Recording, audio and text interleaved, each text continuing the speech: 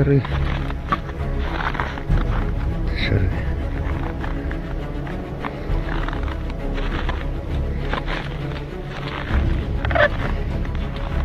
Такого шарика. Вот, в этом году природа нам сделала вот такие шары. Внутри лед.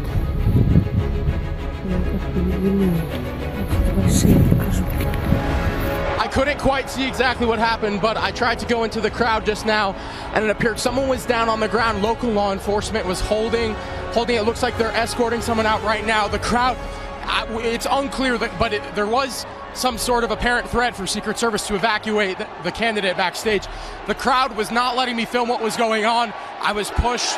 I wasn't able to see exactly what happened. The crowd's now chanting USA. I'll give it back to you because we're being taken out.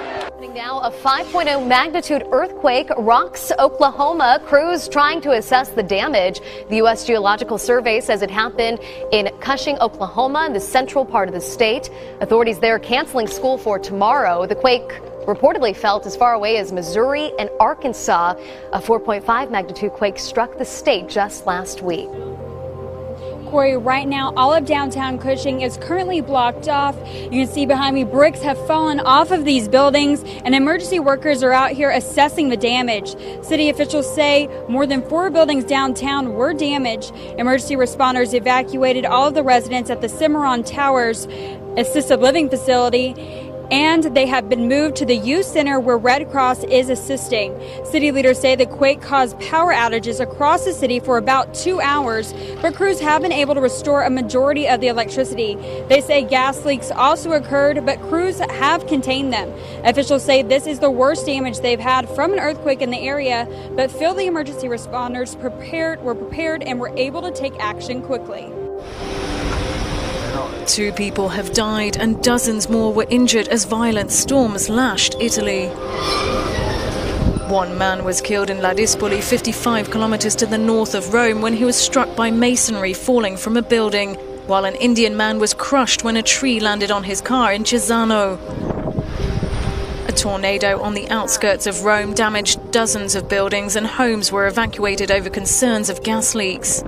The capital itself suffered heavy winds and rains, leaving several streets flooded and knocking down dozens of trees. Further north, the Arno River threatened to burst its banks in Florence, and authorities issued a potential flood alert for the Tuscany region. Italians are bracing themselves for further severe weather as new violent storms are forecast for southern Italy. It comes as the country deals with the damage done by a major earthquake and several aftershocks in recent months. A Canadian fisherman may have found an unarmed American nuclear bomb that was lost in 1950. The weapon was aboard a U.S. bomber that crashed in British Columbia after running into trouble on a flight from Alaska. A team from the Royal Canadian Navy has been dispatched to investigate the claim.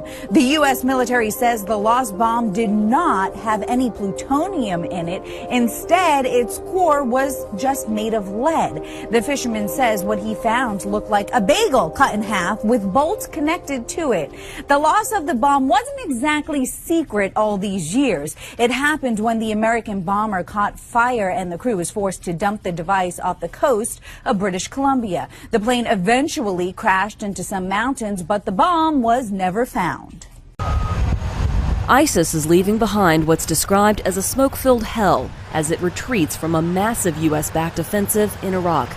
The extremist group has set fire to oil wells as it withdraws from the outskirts of Mosul and moves deeper into the city. The fires have created thick black smoke that fills the air. The move is intended to disrupt advancing Iraqi forces in a tactic that mirrors actions by Saddam Hussein in the Gulf War. His forces torched oil wells to mask their retreat from Kuwait in 1991. Aid groups say ordinary Iraqis are paying the price of the ISIS move as the smoke burns their throats and lungs and creates a risk of bronchitis. Sadly, it's happening in a region where few people have access to clean water or medical care. All right, Fred, thanks. We get another warning about the drought tonight, too. We told you how the governor is asking people to cut back on their water use. Now the Regional Water Authority is also asking everyone to step up and reduce water use by 15%. In a household of 4 people, that's about 7 or 8 gallons of water per person per day they'd like you to cut back. At the end of October, the regional water authorities' reservoirs were well below average. Is God a Republican? According to two bulletins from the San Diego Immaculate Conception Catholic Church, written in both English and Spanish, Catholics who vote Democrat are going to hell. And apparently Democratic presidential nominee Hillary Clinton is carrying out the work of Satan. In the October 16th bulletin, a flyer states in part, quote, "It is a mortal sin to vote Democrat. Immediately after death, the souls of those who die in a state of mortal sin descend into hell." The flyer cites 5 legislative policies from the Voter's Guide of Serious Catholics: abortion, same-sex marriage, euthanasia, human cloning, and embryonic stem cell research. Support of these issues would doom a politician and their supporters to eternal damnation. Immaculate Conception's pastor, Father Richard Perozich, admitted to the New York Daily News that he told churchgoers that if they do vote Democrat, they will go to hell. Father Perozich acknowledged that the flyer was written by an outside group and was not reviewed by him, and went a little beyond the approved message. In the October 30th bulletin, another flyer states that Clinton, who is under the influence of Satan, is trying to get voters to change their minds about abortion. The bulletin takes a quote from a 2015 speech by Clinton out of context, making it appear that through satanic intervention, the Democratic nominee was telling Christians to change their religious beliefs to support abortion. Clinton, speaking at the Women in the World Summit, was actually talking about eliminating cultural barriers that prevent girls from attending elementary school and women from attending college, as well as obstacles that stand between the enforcement of domestic violence laws and access of reproductive and maternal health care. A spokesman for the Roman Catholic Diocese in San Diego said there's very little in that screed that reflects Catholic teachings. By descending into endorsing one party or another, or suggesting that if you vote for one party, you'll go to hell, is just flat out wrong. Fox News has reached out to the Vatican and the Trump campaign for comment. Neither Pope Francis or Donald Trump have yet returned our request. Vote wisely, parishioners. Your eternal salvation could be at stake. Syrian refugees have been moving to Massachusetts since the Syrian civil war first began 5 years ago. This year, more Syrian refugees are expected to resettle in the Commonwealth than ever before. 22 News I-Team reporter Tamara Sakarsik uncovered how much money the refugee program has cost taxpayers over the past year. She's live in Northampton. Kate and Rich, 51 Syrian refugees are expected to resettle here in Northampton over the next year, and we discovered that's just a small fraction of the total number of refugees that are expected to move across the state. Now, in 2015, 70 Syrian refugees moved across Massachusetts, but that number will only continue to grow. So we wanted to know how much money this is costing taxpayers and where that money is actually coming from. The 22 News I-Team obtained financial data from the Massachusetts Office for Refugee Resettlement. We discovered their budget was $21.4 million in 2015. $20.23 million was funded by federal tax money, and $1.17 million came from our state budget. ORI used that money to fund 11 programs that local resettlement agencies use to help refugees through the resettlement process. Another bombshell from the FBI via a letter to congressional lawmakers. From Director James Comey writing, "Based on our review, we have not changed our conclusions." That conclusion, first made in July, the Democratic presidential candidate Hillary Clinton should not be charged for using a private email server for work while Secretary of State. We did not find clear evidence that Secretary Clinton or her colleagues intended to violate laws governing the handling of classified information. There is evidence that they were extremely careless in their handling of very sensitive, highly classified information. Comey rocked the U.S. election campaign more than a week ago with the announcement the FBI had uncovered new Clinton staff emails during the investigation of an unrelated case. Hillary Clinton is guilty. She knows it. The FBI knows it. The people know it. Clinton's opponent, Donald Trump, seized on the scandal, cutting into Clinton's national lead. It's a position he reiterated on the campaign trail in Michigan, despite the FBI's latest announcement. The investigations into her crimes will go on for a long, long time. The rank-and-file special agents at the FBI won't let her get away with her terrible crimes. Campaigning in the swing state of Ohio, Clinton said nothing of the FBI announcement, but took aim at her opponent's criticism. I know there's a lot of frustration and even anger in this election season. I see it, I hear it. Sometimes, I'm the subject of it. I get it. But anger is not a plan. Clinton may not have responded directly to the FBI director's announcement, but her campaign has. On social media, her press secretary Brian Fallon has tweeted the campaign had been confident nothing would cause the July decision to be revisited. Now Director Comey has confirmed it. Clinton's supporters are relieved, but some are calling for the FBI director to resign. Their integrity has basically been tainted a little bit, and I think basically if she does become president, clean house a little bit. It's about time. It's about time. It's been dragging on way too long. I don't want to hear about the emails anymore. Neither does Clinton's campaign, dogged by the scandal from the beginning. But now hopeful the controversy has finally come to a close. Into your computer is something a lot of us take for granted, but people who work in these Madison County government buildings are locked out of their computers tonight. I just got off the phone with the Madison County IT director, and she says it's been a long day dealing with this hack, but she assured me this will not impact voting because that information is kept on a different statewide system. As for County Dispatch, we're told they're using pen and paper while their computers are down. Indiana State Police is investigating this, and they say the hackers want a large amount of money to unlock the files. They are the lead agency. They do not typically negotiate with hackers, and the agency says these types of crimes are tough to solve. Madison County IT Director Lisa Cannon says they're trying to determine if the hackers took any documents or data from the county. They actually have a cyber insurance company that they're working with, and their insurance company is trying to figure out the next steps. She does not want the public to be worried. Call 911 if you have an emergency. Your call will be handled. As far as people's personal information, at this point, we do not believe that any of that has been compromised. We are doing our due diligence to find the cause and find the solution. She says they do have a backup system, and the hackers may have impacted those systems as well. However, some agencies like payroll do store their databases off-site. Authorities say they are doing everything they can to get Madison County government back up and running by Monday morning. I've been biking around now in Franklin Township and saw this Trump supporter has put up quite the fencing around his two signs. So I'm going to see if I can knock on the door and hear the story behind this.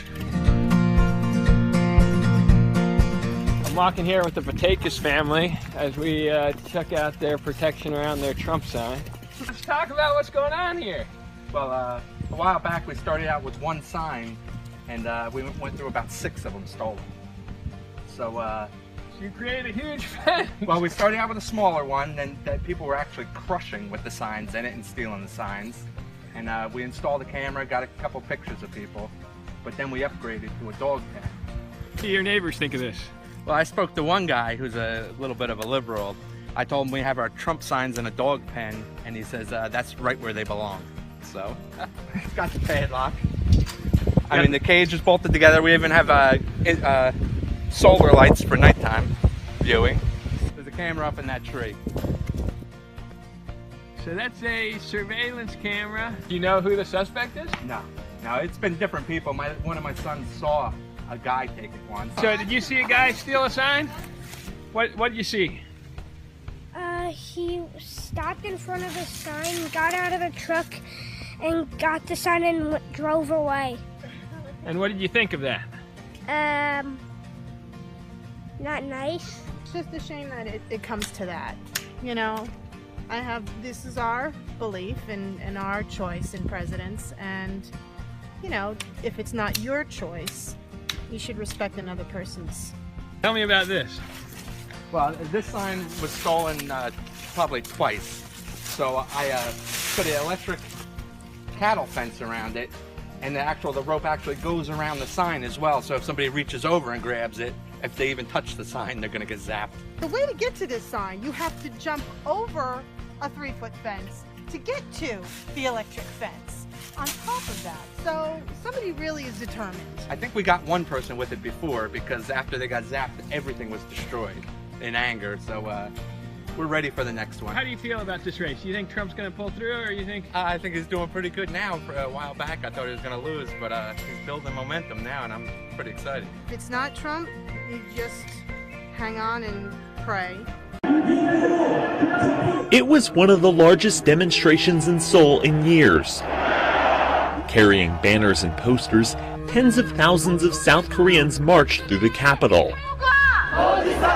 Protesters are demanding President Park Geun-hye resign over an influence peddling scandal.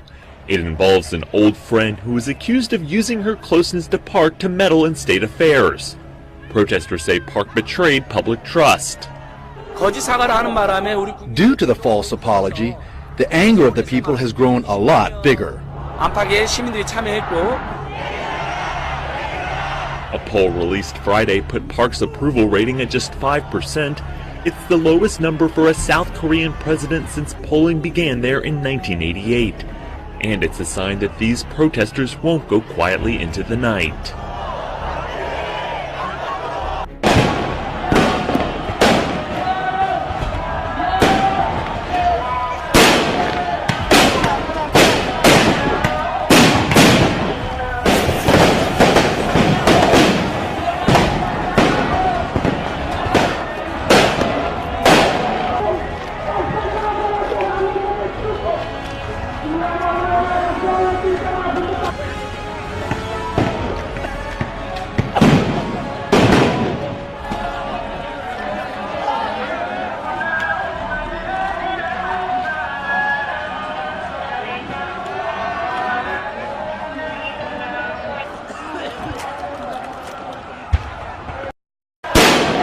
At least one person has been killed in Indonesia following violent clashes between police and hardline Muslim protesters in Jakarta.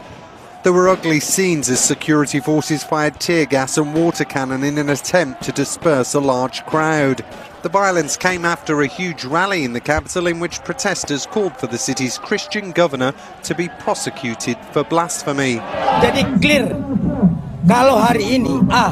This protester said, "Our message is clear. If he is not declared a suspect today, we won't stop until it happens. We have already planned a 3-day movement. We urge all Muslims across Indonesia to rise up in their own region." The mass rally in Jakarta earlier on Friday saw an estimated 50,000 people march upon the presidential palace. The demonstration was triggered by accusations that the governor, who later apologised but is now under police investigation, had insulted Islam's holy book, the Quran. There's been a security alert at Istanbul's main Ataturk airport. Police fired shots when a motorcycle ignored an order to stop. One of the two men on the bike was wounded and detained, according to reports. The other was caught by police after a pursuit. It was not immediately clear why the police ordered the men to stop. No one else is believed to have been hurt. Cars were briefly barred from entering and leaving the airport, but flights were not affected. The incident comes after an attack at the airport in June, when suicide bombers suspected of belonging to ISIL killed 41 people and wounded 240 others. Supporters of the pro-Kurdish People's Democratic Party gather for an anti-government protest in Istanbul on Saturday. Turkish police fired water cannon and tear gas.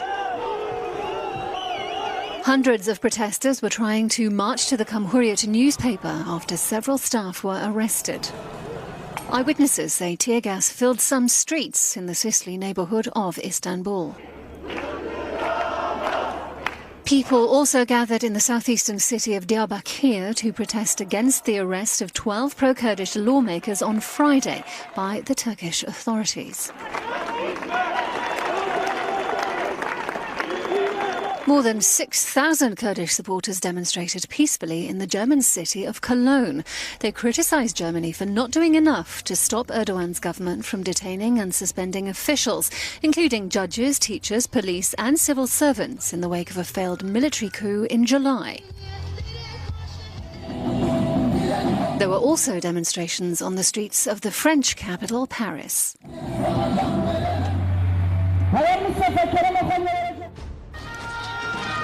There have been violent scenes on the historic streets of Florence. Demonstrators clashed with riot police in the Italian city on Saturday. One officer was reportedly left with an injured leg in the clashes. Police used shields to block young men who were charging them in an attempt to reach a building where Prime Minister Matteo Renzi was at a political meeting.